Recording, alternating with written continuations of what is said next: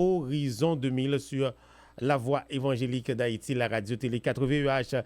Bienvenue à toutes et à tous, bienvenue à notre rubrique spéciale Réussir en 2023, 8 clés indispensables. Aujourd'hui, nous vous apportons la sixième clé pour réussir en 2023. Sixième clé, c'est votre budget. Oui, mieux gérer votre portefeuille est la sixième clé. Mieux gérer votre portefeuille ou votre finance, vous devez mieux gérer votre finance si vous voulez réussir en 2023. Écoutez, avoir une stabilité économique ou encore une stabilité financière est le rêve de plus d'un, pour ne pas dire le rêve de tous et surtout le rêve d'entrepreneurs et de salariés. Mais avec une conjoncture économique aussi imprévisible, planifier ses dépenses économiques assez pour construire un patrimoine devient extrêmement difficile. C'est pourquoi, mesdames, messieurs, à Horizon 2000, nous vous apportons 5 conseils d'experts tirés du site de la Banque nationale du Canada, 5 conseils d'experts. OK, ce ne sont pas nos conseils, ce sont des conseils d'experts tirés du site de la Banque nationale du Canada. 5 conseils d'experts pour pouvoir vous aider dans la gestion de votre portefeuille. Parce que si vous voulez réussir, vous devez mieux gérer votre portefeuille. On a parlé de procrastination. Il faut lutter contre la procrastination. Il faut avoir un mentor. On a parlé également des rêves, des aspirations, des objectifs à long terme. Hein? Eh bien, mesdames, messieurs, ça c'est la sixième clé. Pour réussir en 2023, il faut mieux gérer son portefeuille. Il faut mieux gérer ses finances. Voici donc les conseils d'experts, mesdames, messieurs, que vous devez exécuter si vous voulez réussir en 2023. Tout d'abord, pour mieux gérer votre portefeuille, vous devez dresser le portrait de votre situation financière actuelle.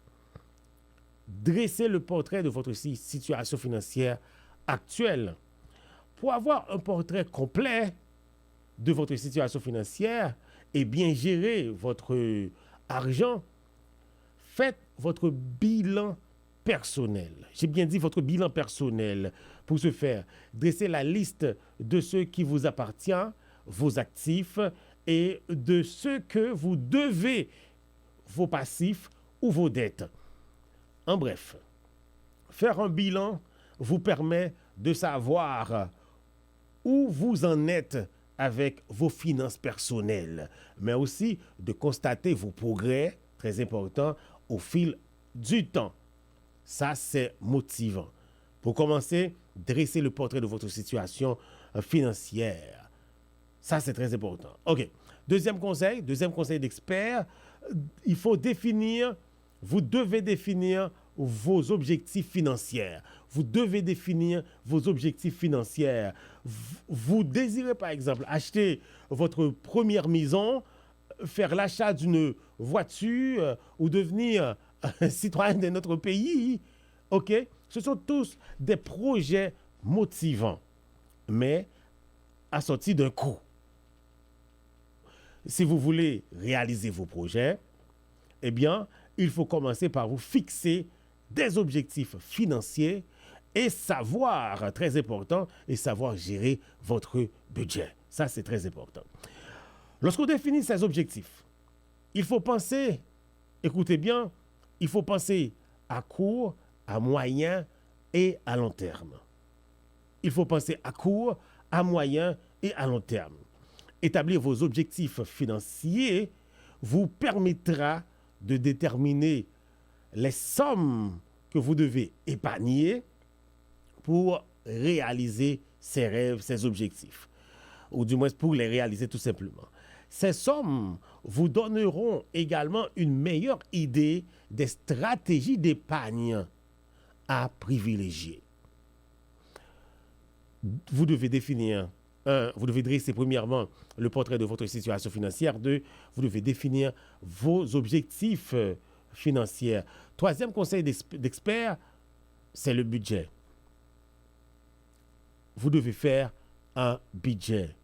Le budget personnel est un outil simple pour atteindre ses objectifs. C'est un outil simple pour atteindre ses objectifs, comme je viens de le dire, les objectifs à court, à moyen et à long terme. Ces avantages sont nombreux, d'une grande aide pour gérer votre argent. Numéro 1, quand je parle de budget, cela va vous permettre de gérer votre argent, ok? De mieux gérer votre argent. Il vous permet de garder une trace de vos revenus et de vos dépenses. Cela vous permet aussi d'obtenir un portrait clair de votre situation financière. Faire un budget ne rime pas nécessairement, ça c'est très important à noter. Il y en a qui disent, voilà, et si je dresse un budget ou encore si je fais un budget, là le budget ne va pas me permettre de dépenser, de réaliser quoi que ce soit, de réaliser mes rêves, de pouvoir me distraire. Non, écoutez, faire un budget ne rime pas nécessairement avec se serrer la ceinture. C'est plutôt un exercice pour voir où va votre argent et pour trouver des sommes que vous pouvez mettre de côté pour réaliser vos objectifs à court, à moyen et à long terme. Gardez en tête qu'un budget réussi, c'est un budget que vous êtes capable de respecter. OK? En établissant des objectifs financiers et une stratégie pour les atteindre, vous serez beaucoup plus motivé à respecter votre budget. Très important, je reprends. Si vous voulez respecter votre budget, vous devez commencer par le commencement, permettez-moi de le dire. Un, et dresser vos objectifs, ok? Vos objectifs à long, à moyen et à court terme, ok? Et votre stratégie, encore les stratégies que vous allez appliquer ou utiliser pour atteindre vos objectifs. Donc, ces choses-là vont vous permettre de garder, de rester motivé comme ça et par là respecter votre budget. Conseil numéro 4. Conseil numéro 4, très important. Hein, conseil numéro 4 pour vous. Hein, les dettes. Gérer et rembourser vos dettes. Gérer et rembourser vos dettes. Quand nous parlons de gérer votre finance, eh bien, il ne faut surtout pas négliger les dettes. OK? Il ne faut surtout pas négliger les dettes. La gestion des finances ne consiste pas uniquement à emmagasiner ou stocker un peu d'argent de côté chaque mois ou tous les mois, mais il faut également gérer et rembourser ses dettes. Nous sommes des chrétiens avant tout. En faisant votre budget, vous réalisez que vous avez un surplus chaque mois. C'est super. Eh bien, utilisez cette somme pour rembourser vos dettes. Si au contraire, vous constatez que vos dépenses sont plus grandes que vos revenus ou beaucoup plus élevées que vos revenus, il vous faudra couper dans le gras. C'est nécessaire. OK. Passez à l'action et déterminez ce que vous pouvez facilement couper ou facilement vous priver pour retrouver rapidement et équilibrer ou encore pour retrouver rapidement un équilibre financier.